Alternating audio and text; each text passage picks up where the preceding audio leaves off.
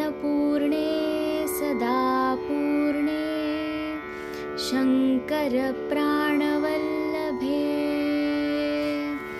ज्ञानवैराग्यसिद्ध्यर्थं भिक्षां देहि च पार्वती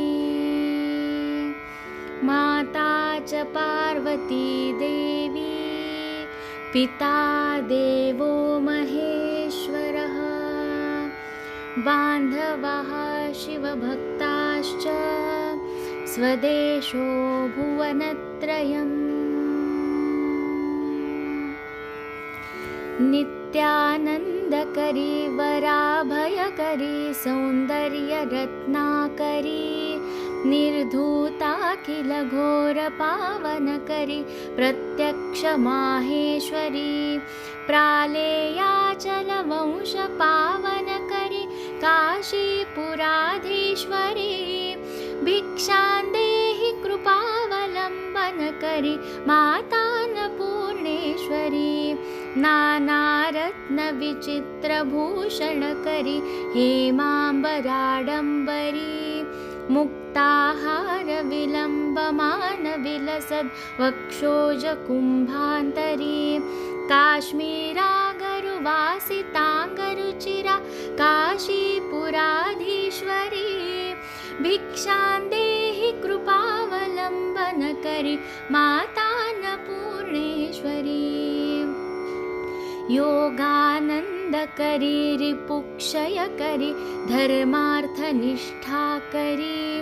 चन्द्रार्कानलभासमानलहरी त्रैलोक्यरक्षाकरी सर्वैश्वर्यसमस्तवाञ्छितकरी काशीपुराधीश्वरी भिक्षां देहि कृपावलम्बनकरी मातान्नपूर्णेश्वरी कैलासाचलकन्दरालयकरी गौरी उमाशङ्करी कौमारी निगमार्थगोचरकरी ओङ्कारबीजाक्षरी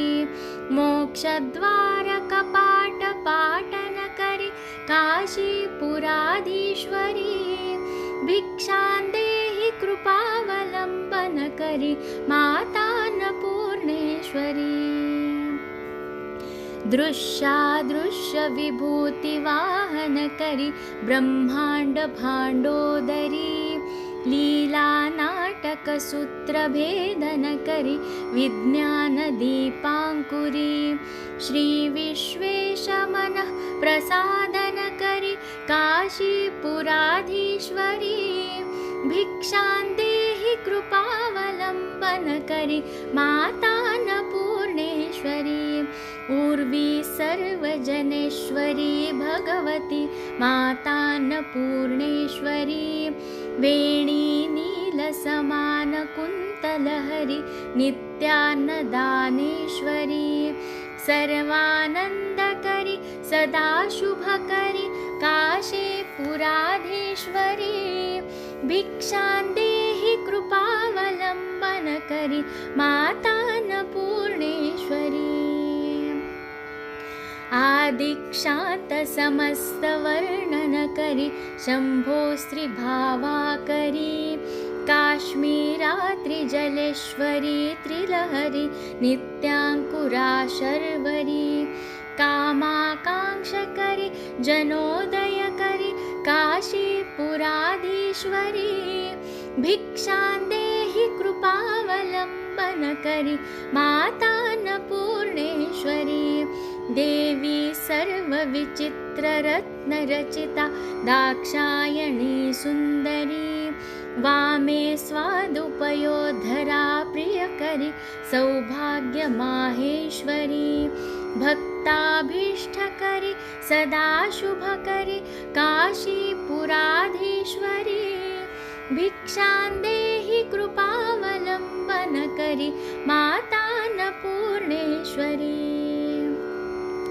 चन्द्रार्कानलकोटिकोटिसदृशा चन्द्रांशुबिम्बाधरी चन्द्रार्काग्निसमानकुण्डलधरी चन्द्रार्कवर्णेश्वरी माला पुस्तकपाशसाङ्कुशधरी काशीपुराधीश्वरी भिक्षां देहि कृपावलम्बनकरी मातान्नपूर्णेश्वरी क्षत्रत्राणकरी महाभयकरी माता कृपासागरी साक्षान्मोक्षकरी सदाशिवकरी विश्वेश्वर श्रीधरी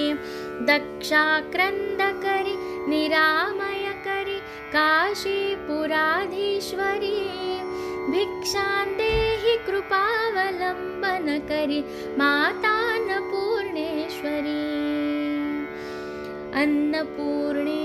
सदा पूर्णे शङ्करप्राणवल्लभे ज्ञानवैराग्यसिद्ध्यर्थं भिक्षां देहि च पार्वती माता च पार्वती देवी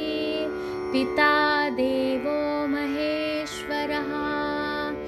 बान्धवः शिवभक्ताश्च स्वदेशो भुवनत्रयम्